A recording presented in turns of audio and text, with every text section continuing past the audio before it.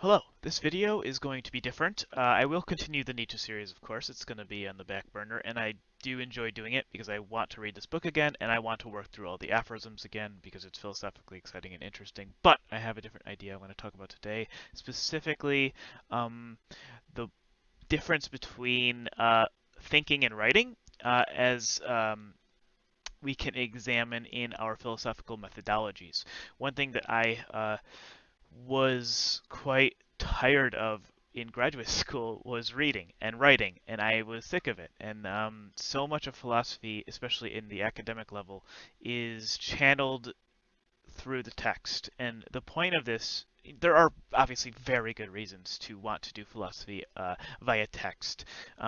Text is much more planned. It's not improvisational.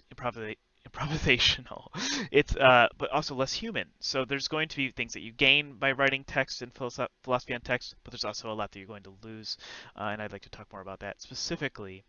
The relation and understanding of what it means to think as such.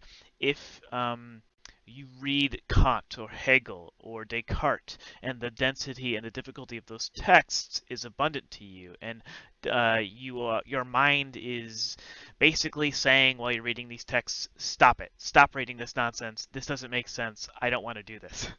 I think a lot of people who first read philosophy have this experience, especially when the text gets exceptionally dense and you're met with things that you just don't understand, which is inevitable because if you're not reading things that are challenging you in that significant way, you're not really reading something you should be reading. So regardless, the reason why text can be so challenging is that they are not written the way that our minds think. Our minds do not think the way that texts or the narrative of a text flows. So on a fundamental methodology in terms of the activity of philosophizing, we can thus split up at least into two categories right away: the act of thinking, the activity of thinking, and the activity of writing, and the logic of each particular methodology is going to be unique. This is going to be a thesis I'm going to propose. The methodology of writing is going to require certain things, and the methodology of dialogue or speech writing or lecture writing is going to be different. I say lecture writing, it depends, right? Like you can plan out a lecture in text, but then once you get up on the stage and present your face to the audience, I think the best type of rhetorician is going to be one who brings the human element into the lecture, because the human element is what is missing in the text, which is to say our flawed and scarce impulses and all the various ways that our inadequacies and peculiarities manifest in our own individuality. A text can have its own individuality, but it's going to be distanced from the individual. It's obviously going to be reified. A text is much more stable than a thinking mind. It's much more eternal. The ideas are there. The words will not change. You can, of course, revisit a text over and over again, and the ideas will change in relationship to the text, but regardless, the text will remain the same. Not so with our minds. Every time we think an idea, maybe the way we think is linguistic in the nature that the thoughts we're having are linguistically the same, but the images, the sensations, the memories, the associations that all accompany each individual thought are going to be different every time. And so each thought is unique. So, what I think philosophers have done over the years is prioritize the activity of writing over the activity of thinking, and what they ought to do is learn how to think and live at the same time. Basically, synthesize philosophical thinking with active living, and that's a much more engaging way of philosophizing. Also, part of the reason why I didn't want to stay in academia and why I love this particular methodology of doing philosophy is because it's basically completely improvisational. I didn't plan this at all. I just like talking about philosophy, and if anyone wants to talk about it or listen to it, I'm happy to do so. Basically, what we're going to learn with the art of thinking is that we have to be used to being bombarded with bad ideas all the time. To be human is to basically have impulses to do X or Y immediately. And what we're going to try and do through the act of thinking is distance our initial impulses from our decision-making process. Not cut them off entirely. This is the problem that Nietzsche has with the ancient philosophers and the modern philosophers that he critiques so often, is that they create divisions between the chaotic world of the impulses and the rational mind. But what we're going to do is construct a psychology that understands the relation between the two, the proper relation between the instincts and the impulses and the higher reasoning faculties. And what we're going to end up with is something along the lines of uh, a machine. Let's think of it as a machine, a thinking machine. The impulses are uh, basically like drives. They contain energy. They're going to attempt to steer, using their energy, our thought process and our activities, and thus our individuality in a certain direction. What does this mean? Well, let's think simply using an example. Let's say I am 5 years old and I taste cake for the first time. Delicious, yummy, sugary. Oh, it's so good. I remember this. It's going to be so good. Well, a day passes, and guess what happens? Well, I'm sitting there at the kitchen table, and there's broccoli in front of me. I'm eating dinner, and it's broccoli and chicken, and doesn't look so good. And into my mind pops up cake. I had it yesterday. Oh, it was so good. Mom, can I have cake? What just happened here? Well, I acquired an impulse machine, something that's going to just pop up every once in a while and remind me to do something.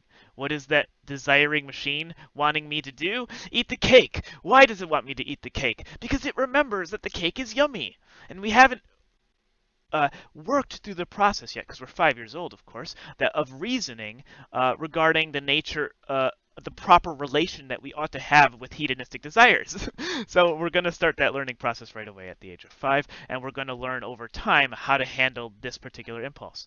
The mind is a complex multiplicity of all these different machines that we've acquired through our habits, through our instincts, through our acquired learning. And what we're going to do in the process of creating and molding a self is pick which ones we like. Now, what we do when we say we don't like one, we're not going to like try and castrate it or get rid of it. We're going to just let it be there as an impulse, but not influence our decisions. If you try to go to battle with these particular impulses or oppose them in a dialectical oppositional manner, I think what you end up doing is alienating yourself from who you truly are. And I think this is the foundation of a lot of mistakes in philosophy, is the fact that we take the things or aspects of our own mind or self or body that we don't like, and we oppose our mind against these things. When what we should be doing is simply trying to understand what they are, and the mind is going to become larger than the impulses. So a naive mind is like a small dome, and the impulses are pushing on the dome, and the mind can't handle the dome, and it's going to be easily moved. But a more reflective mind, one who's practicing the act of thinking and the art of thinking all the time, basically, is going to be one who has processes that they can trigger in their own thought process, in their own mind, that bring about a distance and thus control over said impulses. So, what that means is basically the impulses will fire. They will mostly fire, but our activities will not blindly follow said impulses. And this is a more nuanced conception of what freedom might be according to Nietzsche, right? Like, it's not an absolute freedom, it's a relational one, or according to us. This is just my thinking, not even Nietzsche's. This is my thinking. But anyway, yeah, this is the art of understanding the relation between thought and impulse, understanding the control we have over each particular thing, and how do we mold the impulses that will create the best individual for us. Who do we want to become, right? When an impulse arises, we can examine that impulse and question it and say, what do you serve? Are you in my best interest, right? Why are you here? And sometimes, since humans are such complex machines, we're always going to have like evolutionary impulses that will bother us. The impulse to have sex, to reproduce, the impulse to love, the impulse to cuddle, the impulse to socialize, the impulse to eat, the impulse to, when you're afraid of something, get violent, right? A response, an impulse in fearsome or uncomfortable situations, a lot of the time in individuals might be to tense up or experience exceptional degrees of anxiety and stuff like. So what we have is a split between the modern world and the evolutionary impulses that we have inside of us. And so we have to understand the relation.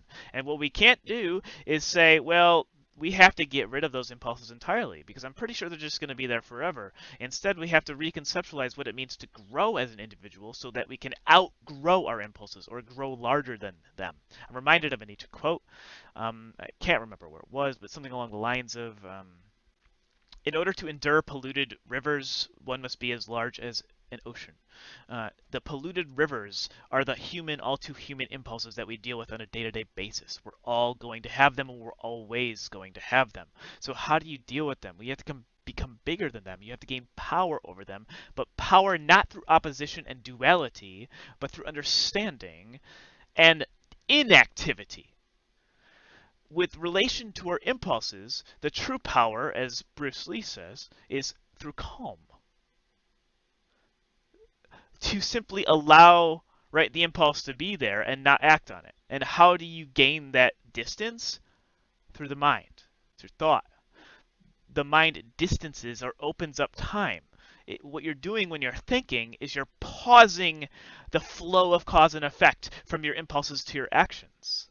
You're pausing and bouncing that little I don't know. You're just saying, hold on a minute. I haven't decided what I'm going to do yet. Let me decide. And that's the act of thinking. It's this temporary pause. And what you're going to do is slow down time the more you think because you're going to think faster and faster and more and more. And time will slow down. It'll just be better. You'll have better decision-making processes on the fly. I think that should be the goal of a philosopher. It's all lived strategizing through thought, through reason, to harmonize and create the best lived experience. Okay, that's 10 minutes. Cool. That was a YouTube video. If you enjoy listening to me talk, I like talking. Cool. Subscribe. Thank you. Have a great day.